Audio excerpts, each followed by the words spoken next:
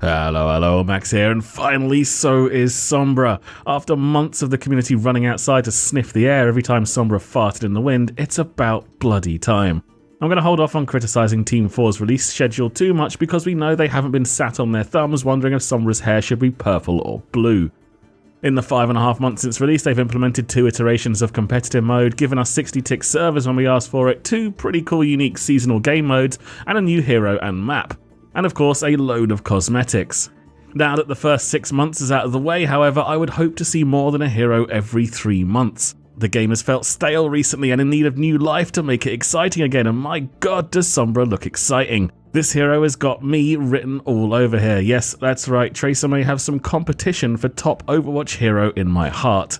Before we get into the details, anyone who is claiming this hero is OP is batshit bonkers. Not because I think you're wrong, but because we cannot possibly know yet. Until we play her extensively on the PTR and people have time to work out how to play her and more importantly how to play around her, we just don't know if she's overpowered or underpowered. Remember when you all thought Bastion was the most broken champion ever conceived by man? Now you blame your teammates for being idiots if you're losing against a Bastion strategy. I don't care if she's overpowered or underpowered right now. That will come down to number tweaking if it's even needed. All I care about at the moment is does she look fun and possible ways to play her. Sombra's weapon is her machine pistol, and now a big thank you to H82 Overwatch, otherwise known as Alberto Parle, who did the Italian play-by-play casting for last week's Luca Comics ESL Overwatch tournament. His channel is an Italian language Overwatch channel, and if you're lucky enough to speak Italian, please go and check it out. He's at BlizzCon right now and was kind enough to share the specific damage numbers with me. The machine pistol has a massive 60 bullet clip, with each bullet doing 8 damage for a total of 480 damage in one clip.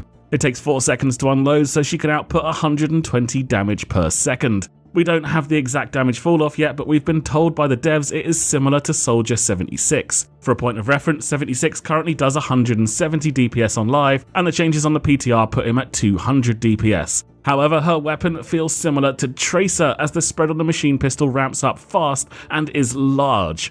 Now Tracer dumps 140 damage in 1 second before having to reload. Tracer's hit and run playstyle makes this burst damage extremely potent. What this means is compared to other offense heroes, Sombra's raw DPS is actually a little underwhelming. Despite having a teleporter and stealth in her kit, she is not going to be a straight up assassin. She just doesn't have the killing power and will lose most straight up 1v1s. Before I elaborate further, let's check the rest of her abilities. Sombra's right click is hack. This can hack enemies, preventing them from using abilities for 5 seconds, but it cannot interrupt abilities that are not channeled. For example, if you hack a Roadhog during Whole Hog, it will stop the scrap gun madness. However, if you hack a Genji with Dragon Blade, the hack doesn't somehow destroy the sword, and Genji can continue to slice and dice, although he will not be able to use Swift Strike for 5 seconds. It will hack deployable turrets like Torbjorns or Symmetras, making them useless for 10 seconds. Or you can hack a health pack station for 1 minute. For the 1 minute duration, only Sombra's team can pick up the health pack and it will respawn 3 times faster. It takes 2 seconds to cast hack and any damage taken will interrupt the ability. So, for example, she cannot just walk up to a Torbjorn turret and hack it because the turret's damage will prevent Sombra from completing the hack. While you can hack Reinhardt and prevent him from raising his shield for 5 seconds, you cannot hack through the barrier, so you would need to get behind him to stop him from using the shield. You also cannot hack through Winston or Zarya bubbles. Sombra's shift ability is Thermoptic Camo. This turns Sombra completely invisible to the enemy, unless they are right on top of her where they will see a purple shimmer. It lasts 6 seconds and increases her movement speed. If Sombra uses any abilities, fires her gun or takes damage, Thermoptic Camo is instantly cancelled. That makes this much more of an infiltration ability than an escape tool. If the enemy sees you stealth, it will not be hard for them to spam the area with damage to reveal you. Widow's Infrasight and Hanzo's Sonic Arrow will also reveal Sombra in stealth.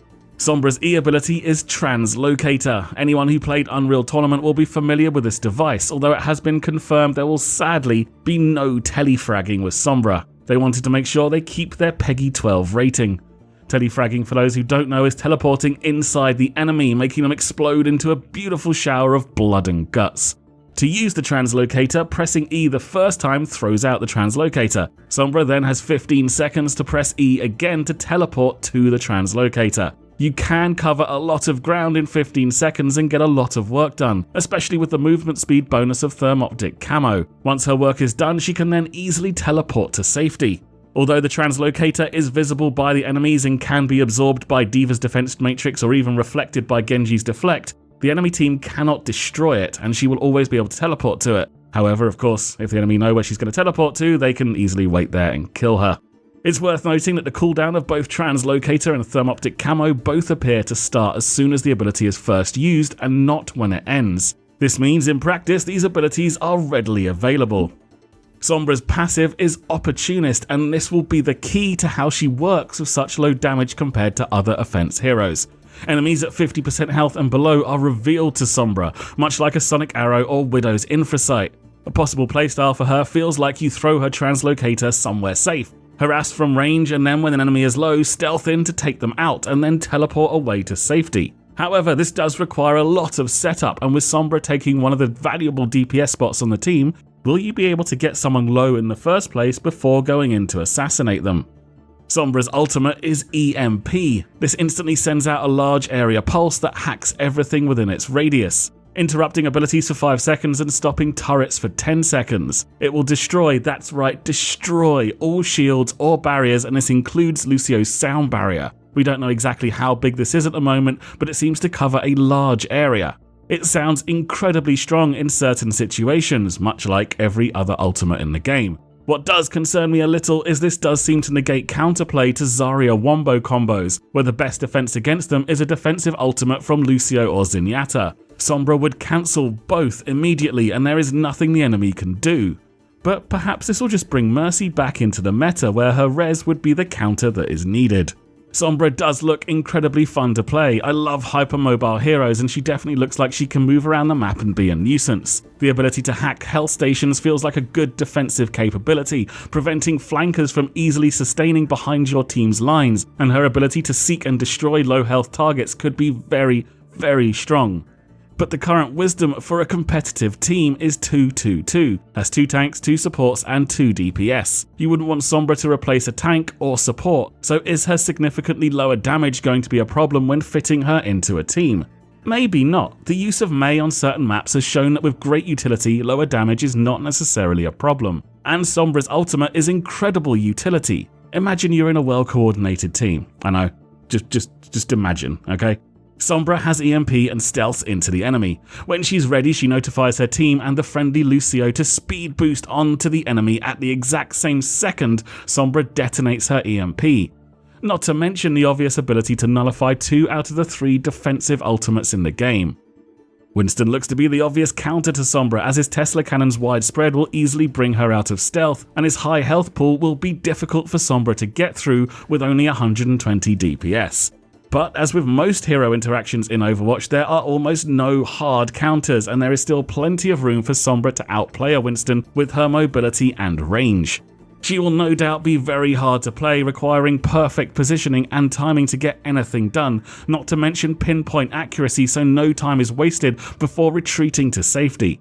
If she doesn't have these skills, she will likely be exploded by the enemy or just achieve nothing at all.